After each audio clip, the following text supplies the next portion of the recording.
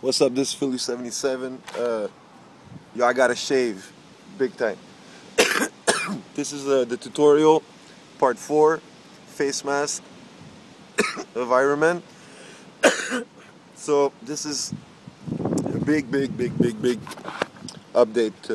that I gotta say. First off, it's impossible to use two servos at the same time. That's what I want to do at the beginning. I want to use both servos to lift at the same time, so that's impossible. But I was told that my little micro servo has enough torque to lift everything that I want. But just in case it doesn't, I went and get the same thing, high tech, but this is an HS82. It's I got at my local hobby. It's a full metal. All inside is all metal, so if I got any problems, I'll be using this one. Alright, so first off, what you're gonna need to do is grab your helmet and reinforce this part right here, a bit like X-Robots did. I didn't get no aluminum strips, I wasn't able to, and cash flow also, so I got a pack load of these, like these paint sticks, and before I used it, I put a lot of fiberglass resin and stuff like that, and reinforced it right there.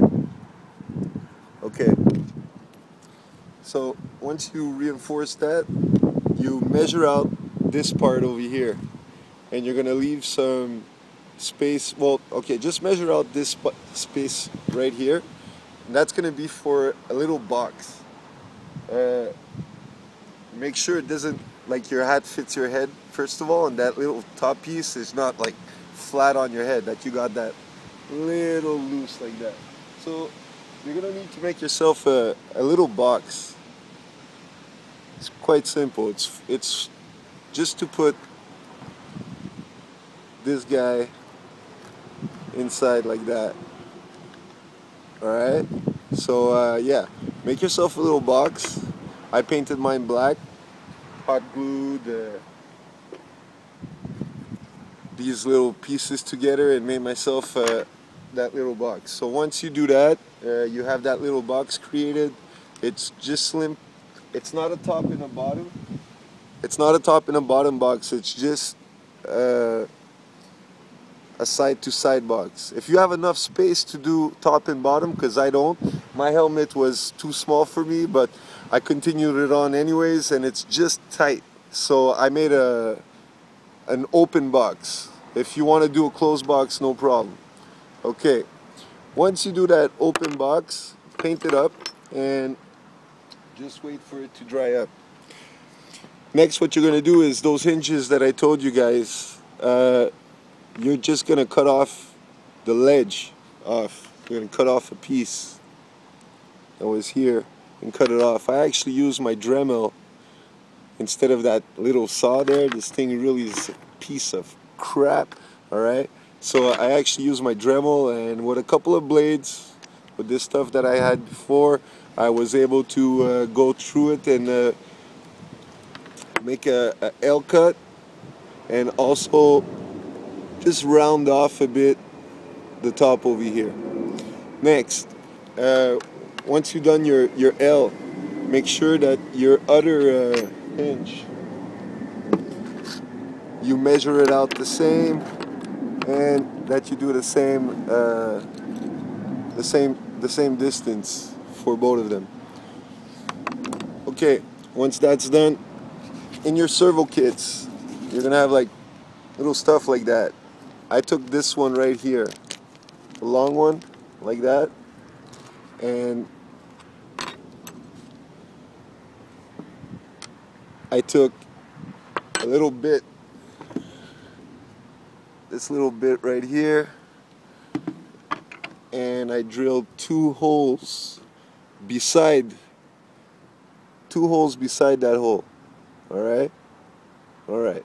I made that hole in the center a bit bigger, so my this little thing could fit inside and get a perfect fit. Alright? So once you have that done, you screw these parts together. You do the same exact thing on the other side, but your other side is gonna be for a pivot point, and this is my pivot point right here. See, this is where goes in your servo, and this is gonna be the exact pivot point. And that box there that you're creating, if you're doing it in aluminum or in wood, I suggest you fiberglass resin the wood at the end, or get a real piece of wood for the last piece, because I did a little hole in there and it's perfectly centered with my servo. Anyways, that you got to figure that out yourself. Like, I can't, you got to put it in there and connect your two hinges together like that. Anyways, all right, and connect it in there and find your pivot point. So that's exactly what I did. So I created my pivot on one, and this is for the servo on the other side. I used a bigger screw, so I actually had to do bigger holes in mine. Like right now, I gotta do a bigger hole in my L on one side and a bigger hole on my L on the other side. So anyways, I want you guys to get all this done. Once this is done, you could sand it a bit down and paint it up in some black. So I'm gonna be painting right now. I'm gonna paint these guys up, and I'm explaining all the rest in not too long. It's really not too complicated. So this is just like part 4, but of A. All right, part 4A, let's say. Because after that, the hinges go like this. You're gonna put a bolt in here and another bolt there, but a stopping bolt. You know, the ones that doesn't turn after when you put pressure on it. And this is gonna be your hinge system. And I'll show you guys where to put it, and that's about it. And there's ways of making servos do 180s, but I didn't want to open my servo up and start fooling around inside. So basically, if this does 90 degrees and you get a 90-degree hinge, L, and you place it in a specific way, you actually get your 180 degrees. So with that all said, I'll be updating with you guys with another video tonight. Like right now, I'm gonna paint my stuff, and I'm gonna connect